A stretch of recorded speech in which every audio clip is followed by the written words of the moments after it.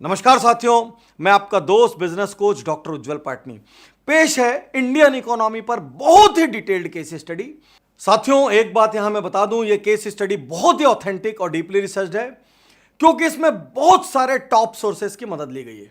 Harvard business review से लेके McKenzie से लेके बोस्टन कंसल्टिंग ग्रुप और हमारी अपनी उज्जवल पाटनी रिसर्च टीम ने इसमें काफी मेहनत की है। तो जिन पॉइंट्स पे हम बात करने जा रहे हैं, तेजी से 1 मिनट में मैं आपको स्क्रीन पर वो पॉइंट्स दिखा रहा हूं। सबसे पहले हम डिस्कस करेंगे कोरोना वायरस कैसे कैसे टर्न ले सकता है और उससे इकोनॉमी पर क्या फर्क आएगा।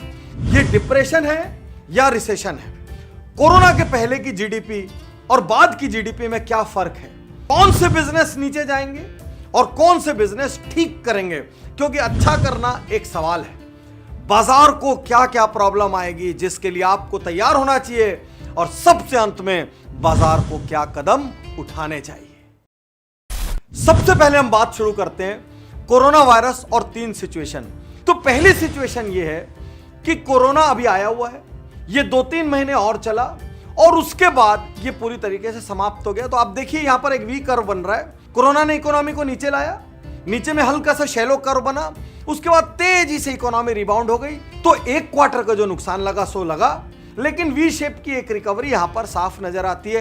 अब हम दूसरी सिचुएशन पे आते हैं। कोरोना आया, ये 2-3 महीने चला, सबको लगा कि ये खत्म हो गया और आप देखिए मजे से ये वी कर्व बन गया और यहां पे रिकवरी स्टार्ट हो गई। लेकिन कोरोना वापस रिकर कर गया, वापस से आ गया। तो अब यहां पर कहीं पार्शियल लॉकडाउन होगा, कहीं वापस से फुल लॉकडाउन होगा। यहां पे ये इकोनॉमी फिर हिलना डुलना शुरू हो गई, ये ऊंच नीच इकोनॉमी में आ जाएगी। ये दूसरी सिचुएशन है। यहां पर जो रिकवरी का समय है वो बढ़ जाएगा और आप पे, हम पे, सब पे डायरेक्ट इंपैक्ट आएगा। अब तीसरी सिचुएशन, इसमें कोरोना आया, इकोनॉमी को नीचे ले गया, लेकिन वो खत्म ही नहीं हुआ और वो तब तक खत्म नहीं हुआ जब तक वैक्सीन नहीं आ गई। अब इस सिचुएशन में इकोनॉमी को देखते हैं, जीडीपी को देखते हैं। तो आप देखिए ये नीचे आई, ये नीचे आ गई, लेकिन ये ऊपर नहीं गई, ये काफी समय तक नीचे रह गई।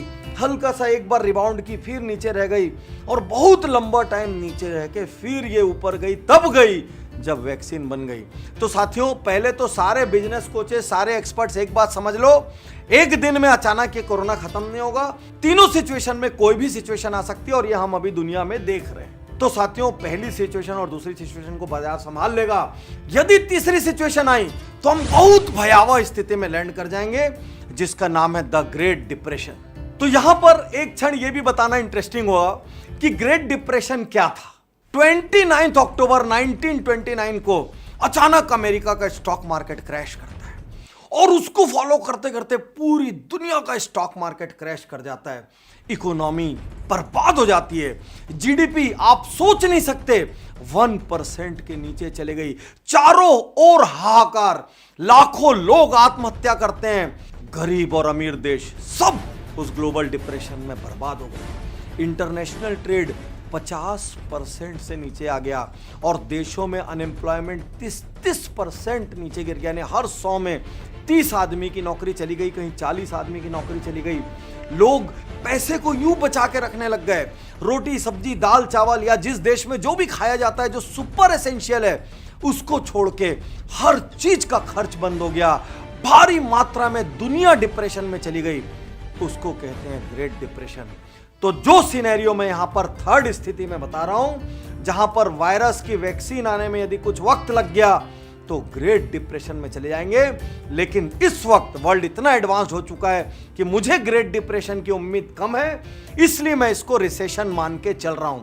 आइए सिर्फ 1 मिनट में तेजी से देखते हैं प्री लॉकडाउन और पोस्ट लॉकडाउन, अर्थात लॉकडाउन के पहले फाइनेंशियल ईयर 20 और 21 में जीडीपी क्या बताई जा रही थी और लॉकडाउन के बाद रिसर्च एजेंसीज के सेंटिमेंट्स और मूड्स में क्या चेंजेस आए हैं और उन्होंने रिवाइज करके इसको क्या कर दिया है, और वर्ल्ड की जीडीपी को कैसे रिवाइज किया गया है और इंडिया वर्ल्ड से बेहतर पोजीशन में क्यों है। जीडीपी का अर्थ होता है ग्रॉस डोमेस्टिक प्रोडक्ट, अर्थात किसी एक देश में एक पीरियड के भीतर जितनी भी सर्विसेज, जितनी भी प्रोडक्ट्स, जितनी भी गवर्नमेंट स्पेंड्स की जाए, उन सब का टोटल मिला के, अर्थात उस पीरियड के भीतर उस देश में जितनी भी इकोनॉमिक एक्टिविटी हुई है, उस सब की मॉनेटरी वैल्यू, अर्थात जब उसको मनी टर्म्स में लेते हैं, परसेंटेज टर्म्स में लेते हैं, तो उसको कहते हैं ग्रॉस डोमेस्टिक प्रोडक्ट। साथियों, इस वक्त स्क्रीन पर जो ग्राफ आ रहा है इसको ध्यान से देखिए।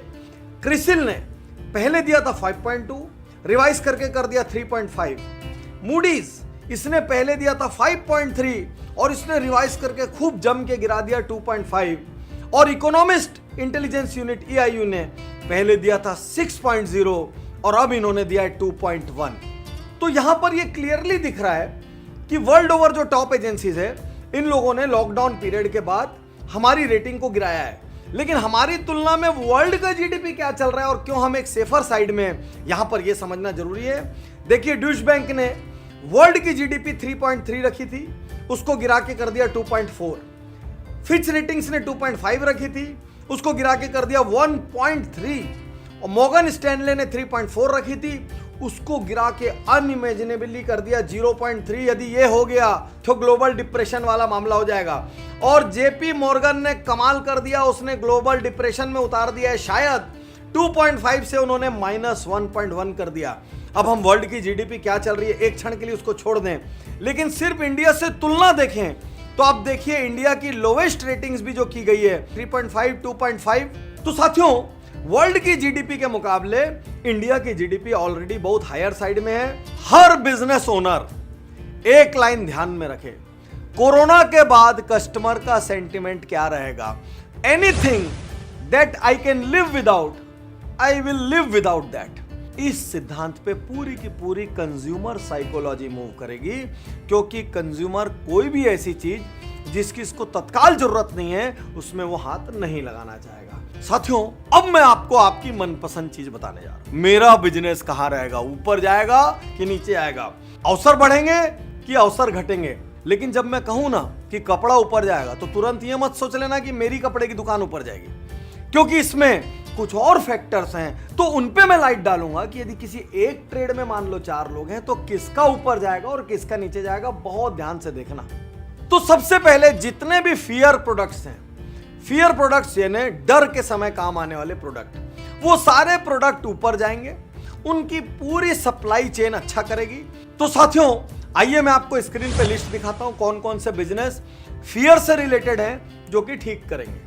हॉस्पिटल्स अच्छा करेंगे, टेस्ट लेबोरेटरीज अच्छा करेंगी, फार्मा कंपनीज अच्छा करेंगी, दवाइयां बेचने वाले मेडिकल स्टोर अच्छा करेंगे, इंश्योरेंस जो कि पूरा का पूरा भय का सौदागर है वो अच्छा करेगा। इस वक्त लोगों को हेल्थ की खूब चिंता हो जाएगी, हेल्थ फूड और सप्लीमेंट अच्छा करेंगे। लोग बाहर नहीं जा पाएंगे, बाहर जाते हुए डरेंगे, जिम जाते हुए डरेंगे, तो होम एक्सरसाइज इक्विपमेंट अच्छा करेंगे। लोग बाहर जाके छोटी छोटी चीजों का टेस्ट नहीं करा पाएंगे, इसलिए होम मेडिकल इक्विपमेंट भी अच्छा करेंगे। कोरोना के जितने दुश्मन हैं, household disinfectants, sanitisers, soaps, masks, ये सब अच्छा करेंगे। अब हम बात करते हैं उन सारी इंडस्ट्रीज की जिनको भगवान ने आगे ई शब्द लगा के भेजा है। एंटरटेनमेंट मत समझ लेना, क्योंकि कोरोना के पीरियड में हम सबको एंटरटेनमेंट की आदत लग गई है। ई कॉमर्स अच्छा करेगा। देखो, अमेजॉन आखिरी दिन तक माल बेचता रहा। यूएस में अमेजॉन के शेयर्स हाईएस्ट पे ट्रेड कर रहे थे, वो तो सरकार ने लॉकडाउन कर दिया, नहीं तो भाई ये घर घर डिलीवर करते ही रहते। तो सारे ई कॉमर्स वाले अच्छा करेंगे। ई लर्निंग, ई मीटिंग, अब देखो अचानक ये अखबार बड़े बड़े ऐड से भर गए, बाइजू से भर गया, अपग्रेड से भर गया, उधर कोर्सेरा से भर गया, उधर यूडेमी से भर गया। अचानक जूम जो कि ई मीटिंग वाली कंपनी है वो उठ के एकदम से शेयर उसका कूद पड़ा, आसमान पे चढ़ गया। ई मार्केटिंग अच्छा करेगा, अर्थात डिजिटल मार्केटिंग, क्योंकि कंपनियों को समझ में आ जाएगा कि आगे भी कोरोना ऊपर नीचे कुछ महीने तक होता रहेगा, तो कुछ महीने तक ई मार्केटिंग अच्छा करेगा। ई ऑटोमेशन ये अचानक ही जोर पकड़ेगा, क्योंकि लॉकडाउन में लोगों को समझ में आ गया कि रिमोट वर्किंग होना आवश्यक है और ऐसा वायरस अगली बार भी आ सकता है।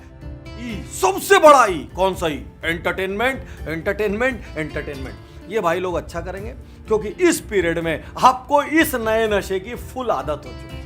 ई सिक्योरिटी अच्छा करेगा, जितने भी लोग ई सिक्योरिटी की फील्ड्स में, क्योंकि लोगों को लॉकडाउन में समझ आ गया दूर से डेटा को प्रोटेक्ट करना है, दूर से अपनी फैक्ट्री को नजर भी रखना है, तो वो सारे कैमरे वैमरे, सीसीटीवी, सारे रिमोट सेंसिंग इक्विपमेंट्स, तो ई सिक्योरिटी अच्छा करेगी। ई वॉलेट्स अच्छा करेंगे, फोन पे अच्छा करेगा, पेटीएम अच्छा करेगा, गूगल पे अच्छा करेगा, और भी बाकी जितने उद्योग है जिनमें ई पेमेंट की फैसिलिटी है। एंटरटेनमेंट मीडिया, तो अभी हम डिसेमिनेट करने अर्थात रिलीज करने वालों की बात कर रहे थे, लेकिन जितनी भी कंपनियां मीडिया मैन्युफैक्चर करती है, जो भी सीरियल बनाती है, जो भी शॉर्ट मूवीज बनाते हैं, जो भी म्यूजिक बनाते हैं, यहां तक कि यूट्यूब पे जितने भी यूट्यूबर ई कंटेंट बनाते हैं, ये सारे लोग अच्छा करेंगे। ई में मैं आपको कुछ और चीजें ऐड करना चाहता हूं। चूंकि होम वर्किंग चालू होगी। तो अभी लॉकडाउन खुलने के बाद मुझे ऐसी उम्मीद है जिन जिन कंपनीज ने अपने स्टाफ को लैपटॉप नहीं दिया है वो कंपनीज लैपटॉप देगी, तो लैपटॉप इंडस्ट्री में एक टेम्परेरी स्पाइक आएगा।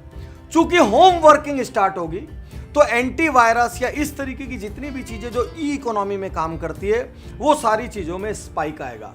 हेडफोन्स, ईयरफोन्स, इनमें स्पाइक आएगा। अलग अलग सॉफ्टवेयर जो डिस्टेंस से कनेक्ट करने में या रिमोट वर्किंग में मदद करते हैं, ये सारी ई कैटेगरी में स्पाइक आएगा। क्योंकि अभी कंपनियां तुरंत पहला निर्णय ये लेने वाली है, सारी ऐसी व्यवस्था खड़ी कर लो कि अगली बार यदि गलती से लॉकडाउन आ जाए तो हम हमारी टीमों को अपने घर से बैठकर काम दे सकें और घर से बैठकर फीडबैक ले सकें, और जरूरत पड़े तो घर में हम भी बैठ के एक दूसरे का चेहरा देख लें, एक दूसरे क्या काम कर रहे हैं वो देख लें। अब हम उस सेक्टर में आते हैं जो एक्चुअली जब भयंकर डिप्रेशन आया था, द ग्रेट डिप्रेशन, उस वक्त भी वो सेक्टर स्टेबल था। इनफैक्ट वो सेक्टर टेम्पररी ऊपर चला गया था। इसका नाम है एफएमसीजी अर्थात फास्ट मूविंग कंज्यूमर गुड्स। इसको सरलता के लिए हम दो हिस्से में बांट देते हैं। सबसे पहले हमारी भोजन से रिलेटेड चीजें अर्थात एसेंशियल्स। तो एसेंशियल्स को कोई दिक्कत नहीं आने वाली। ये जितने भी किस्म के अनाज हैं, दालें हैं, तिलहन है, तेल है, नमक, शक्कर, इनको कोई दिक्कत नहीं आने वाली। उल्टा मुझे लगता है कि इनकी वजह से तेजी आएगी। अब हम आ रहे हैं नॉन फूड कैटेगरी के एफएमसीजी। इनको भी कोई दिक्कत नहीं आएगी यदि आप इनके सप्लाई चेन का हिस्सा हैं तो। यदि आप एक छोटे से शहर की छोटी सी गली के किराना दुकान है तो एक्चुअली आपका माल साफ हो जाएगा। इनफैक्ट आपको ज्यादा दिक्कत क्या आएगी कि आपके पास माल नहीं आ रहा है, क्योंकि ये सारे को जिंदा रहने के लिए देश भर में लॉजिस्टिक्स चालू होना बहुत जरूरी है और मैन्युफैक्चरिंग कंपनीज को वापस से ठीक से फंक्शन करना बहुत जरूरी है। तो आइए एक क्षण के लिए मैं आपको एफएमसीजी बता दूं जो जो अच्छा चलेंगे। स्क्रीन पर देखिए मेरे पीछे। Toiletries, beverages, stationery, package food, cleaning product, laundry product, plastic good, personal care product जिसमें टूथपेस्ट से लेकर सोप तक सब आ गया। आप सब अच्छा करेंगे, आपको किसी किस्म की दिक्कत नहीं आने वाली। हाँ, ये लॉकडाउन पीरियड में जो नुकसान हो गया सो हो गया, लेकिन आपकी इकोनॉमी सबसे तेजी से वी शेप में रिबाउंड करेगी। साथियों, अब उन इंडस्ट्रीज का नाम, उन उद्योगों का नाम, उन सेक्टर्स का नाम लेने जा रहा हूं जिनको खतरा है, क्योंकि कोरोना ने जिंदगी को शतरंज में बदल दिया है। कोई जीतेगा तो कोई हारेगा। तो हारने वाली इंडस्ट्रीज या जिनको ज्यादा तकलीफ आने वाली है वो सेगमेंट्स कौन है, आइए एक क्षण उन पे बात करते हैं।